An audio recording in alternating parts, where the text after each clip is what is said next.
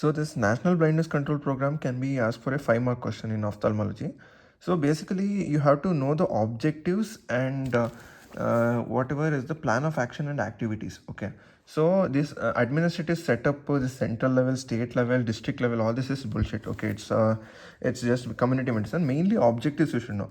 So basically whatever I have written, purpose and purpose. It is reduction of backlog of blindness and enhancement of community awareness. So you reduce the backlog of blindness through community awareness. If you remember only these 2 points, whichever I have written, you should change the order. If you remember these 2 points, you will get to know the other points. So how do you get to know? You reduce the backlog of blindness. How do you improve? By improving the infrastructural facilities. So development and strengthening of comprehensive eye care facilities. So from this eye care facility development, you reduce the backlog of blindness.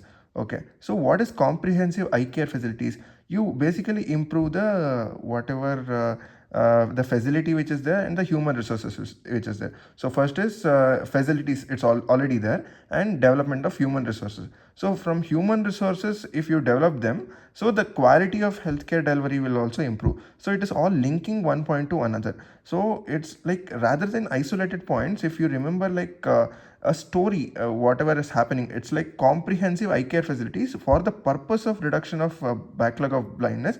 You get to know other things. So how do they reduce? By setting up of eye camps and eye screening camps and all.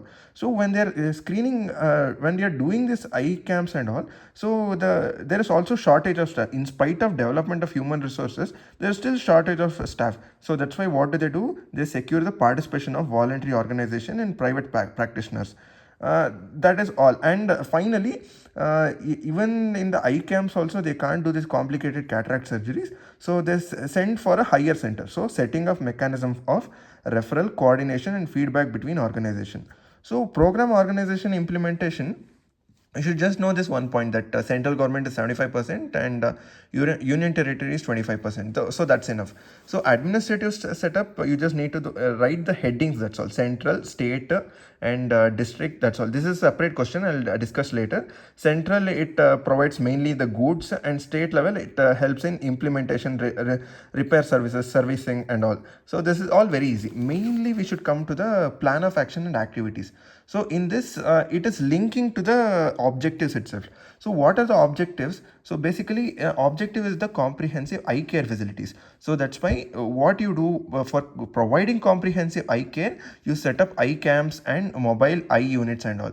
And from that you also help with the help of referral, you bring the teleophthalmology network with linkage with ophthalmology consultation units. So why consultation units with medical colleges linkage? So this linkage is telling the referral mechanism, which is telling. And under the same comprehensive eye care, I told you eye camps. So comprehensive means it involves everything. So that's why multi-purpose district mobile units and all is there. And also in the objectives, what you learned was the facilities, comprehensive eye care facilities are there. So from that facilities, what you can derive is establishment of permanent infrastructure. So that's why you develop, even human resources were there in the objectives. So that's why permanent ophthalmic assistant, necessary equipment, all this same ade tara ide. Okay na. So finally, again, same human resources development. Human resources development was also there, right? Where is it? Development of human resources. From that objective, you can derive the other function, which is intensification of eye health education. So this is your 5 mark. If you get this, you can easily write, and the examiner will be impressed also.